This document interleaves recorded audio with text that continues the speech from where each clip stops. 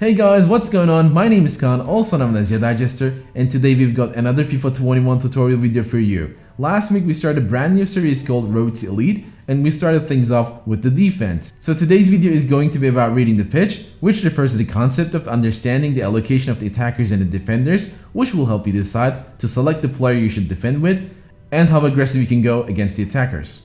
Reading the pitch is one of the most important elements in defense. There are some multiple indicators about reading the pitch, which we will talk about throughout the video.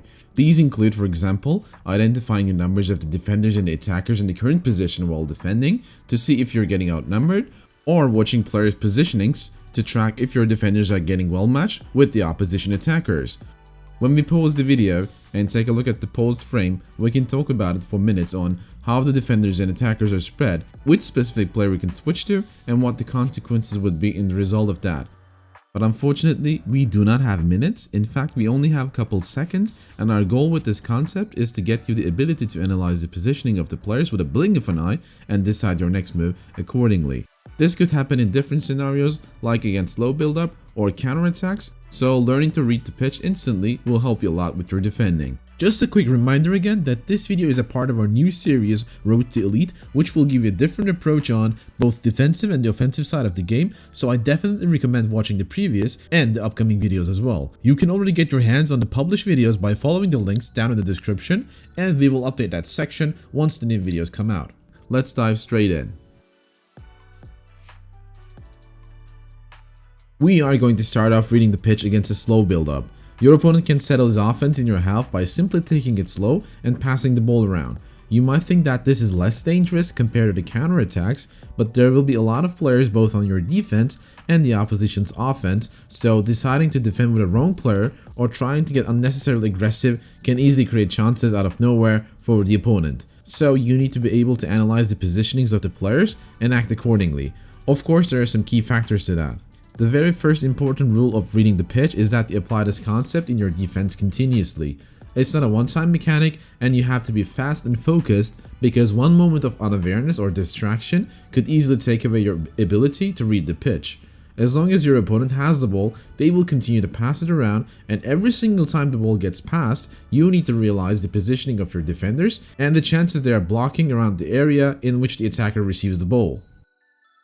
Let's focus on this example. Even though the game's direction changes continuously, I try to select the most optimal player to defend with after taking a direct look at my defenders to understand which attackers they match. In order not to open unnecessary gaps, I take the previously matched defender as I see the pass coming to the attacker. I could have taken another defender who is assigned or matched with another attacker, but like we've said, that would open up some space for the opposition. In the second example, I actually have a good setup if I had taken the right player. A moment of, let's say, unawareness lets me take the central defender instead of the CDM, and I overcommit to the challenge, leaving the assigned player wide open. Luckily for me, I didn't concede, but that is one of the basic examples why you should take the right player and not open up gaps which can be punished. The second element which should be examined is a simple question. Is the defense facing a direct threat? We usually see formations with CDMs or box-to-box CMs, who then also can defend the center before your center backs. Those players give you the freedom to press and try to catch the ball, or they become the fortification line in front of your actual defensive line, but sometimes the opponent beats these players and gets the ball behind, which brings the threat directly towards the last line of the defense, so you find yourself in a position where you ask yourself if you have the opportunity or time to maintain your defensive stability with your midfielder before switching to your central defenders, just like in this case. There are two factors which will decide that. First, the positioning and the number of the attackers, and the second one is the distance between the ball carrier and your midfielder who fell behind. The position where the attacker has the ball is really important. If your midfielder falls behind, he will need some time to run and recover his position, and if the attacker is already close to your box, that option may not be available. A direct move from the attacker towards the box could end up with a clear goal scoring opportunity once you're still trying to force your CDM to come back without switching back to your central defender. There isn't a single attacker in most of the positions, so identifying the numbers of the attackers and analyzing if your defenders are getting outnumbered or outpositioned in a certain area will help you select the right player and decide your next step. In this position, I held on to my CDM and tried to get him back and didn't see the opposition striker who had more advantage over my defender. Even though my CDM is close, I definitely needed to switch back to my central defender first after seeing the presence and the run of the striker. In the next example, the pass goes through my CDM. Since the attacker is very close to the box and he has multiple players who are supporting him, I quickly switch back to my central defender instead of trying to bring my CDM back. If I'd go for the CDM, then I wouldn't be able to confront the attacker manually and get the danger away. It is more likely that you can successfully pull your midfielder or even striker towards the back when the ball is away from your box. In this particular example, the opponent goes out with his strikers, leaving my midfield behind, and they are facing directly the defensive line. Instead of panicking and rushing out with the defender, I quickly try to read the pitch and analyze the player positionings. There's a safe distance between my last defensive line and both opposition strikers, and the ball is in a fair distance away from my goal. So in that case, I don't need to go aggressive in an unnecessary way to give away any unwanted opportunity. The distance between the striker and my defender gives me the time to observe what is going on the field. After seeing that the opposition is passing between his strikers, I get the idea that I do have time to pull back my midfielder since the opponent doesn't go directly for the one-on-one. So I make a run with my player, and while the defensive line holds its distance against his strikers, I get the ball back with the manually pulled midfielder. The distance between the carrier and your midfielder shouldn't be that far. If your midfielder falls too far away, and if there's a situation where the attacker can easily take the ball away from him, furthermore, then you should consider switching back to your center back. As you can already see in this example, switching back to the center backs on a 2-on-2 situation where the midfielder falls a bit behind creates a manual strong defensive stance, which prevents the opponent's idea of going forward, and in the meanwhile, this CDM who is being controlled by the AI comes back. Once the opponent passes the ball back to reset the attack, then you can switch back to your CDMs again. Right on the following position, after pressing with the CDM again, I see the potential passing lane, and this time with a pre-movement towards a potential receiver, I can close off the distance between my midfielder and the receivers because I still have time until the pass arrives. So once he gets the ball, my midfielder would have a better opportunity to get the ball back without me switching back to the last line of the defense. As you can see right at the moment where the player receives the ball, my midfielder is a lot closer to the receiver compared to the first occasion, and he is already accelerated towards the direction that the receiver is also facing. In this case, the attacker is no longer in a position where he can cover the ball from my midfielder because of the reduced distance between them, and I can easily get the ball back without including the center backs this time.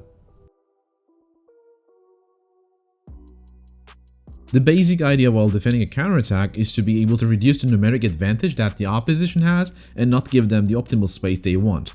If you can see the potential target, you might move your player into a space where you can block multiple chances, which gives your players time to come back to equalize the numbers in your defense. That way you can break down a counterattack and get rid of the danger. Let's take a closer look at the basic concept with a simple example. The ball coming from the goalkeeper lets my opposition start a counterattack and he has the upper hand. I take a look at the pitch and decide to stall his attack so that my whole team can come back and settle. My intention is to manually cover the potential passing lanes as long as they pose a threat, and in the meanwhile also control the dribbler's run so that he won't be able to go free as he wants. So the opponent is on a 3-on-3 situation and I stick to my right wing back, covering both the running lane of the dribbler and also the passing lane towards the striker who runs behind the defensive line. If I immediately press at the dribbler, the striker goes free and could easily receive the through ball, which leads him to a one-on-one situation with the keeper. We don't want that, so I'm going to keep blocking his passing lane until the threat he poses is reduced.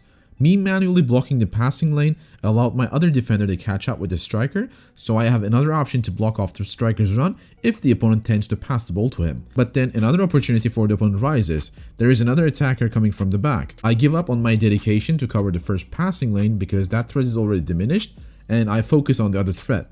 But meanwhile, I also need to keep holding the run of the dribbler, so I basically put my player on the line between the dribbler and the new threat after getting a bit closer to the dribbler. As soon as he sees that he's out of options, just because I was able to cover the passing lanes patiently without getting aggressive and going for a tackle. So he needs to reset his attack, and as you can see, my midfield is already back there, which was my ultimate goal all the time.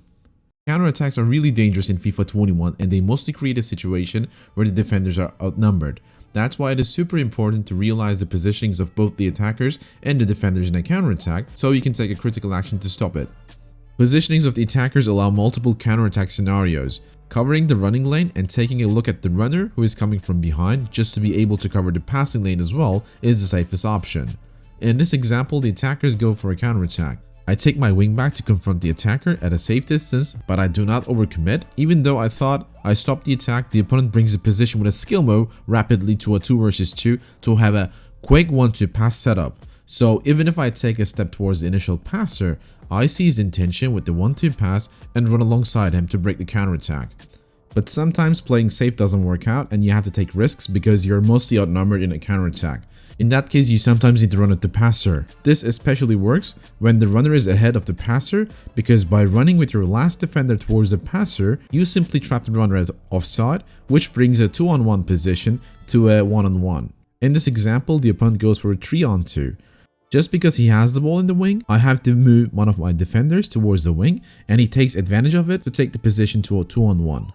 So the runner is still running and I need to make a decision, and I need to do it before the ball arrives. At that point, he has too much space if I decide to run alongside the runner, and he can continue to dribble without having to pass the ball. But on the other hand, I could take my defender and move him forward just to leave the runner offside, which would bring the position to a 1-on-1. Then I should only worry about the player who has the ball and nothing else. You could also try to bait your opponent as if you're going aggressive by pushing out your player a bit forward and then instantly taking him back, letting your opposition think that he can force his way in, but then just because he takes the bait, you have the opportunity to clear the ball. In this example, I know that I am way too outnumbered with my defenders, so I need to get into the head of my opponent. My opponent has a clear pass towards the wing, but I don't want him to take that and bait him with my defender just to let him think that the striker forward will be free. He takes the bait, becomes greedy, and doesn't pass the ball to the perfect option towards the wing, and as soon as I see that, I quickly take my defender backwards to be able to cover both the running lane and the passing lane. In the end, I was able to get the ball back just because the opponent took the bait. But while doing that, you need to be really careful. Sometimes even if you do the right bait and the opponent takes it, you can't maintain the right position, and that bait becomes an opening for your opponent. So the topic of reading the pitch was our second video of the series, Road to Elite. We are quite excited about this series, which will both handle the defensive and the offensive side of the game in detail to let you become an elite player, so make sure you subscribe to our channel not to miss any upcoming videos. Hope you guys enjoyed it as much as I did. Peace.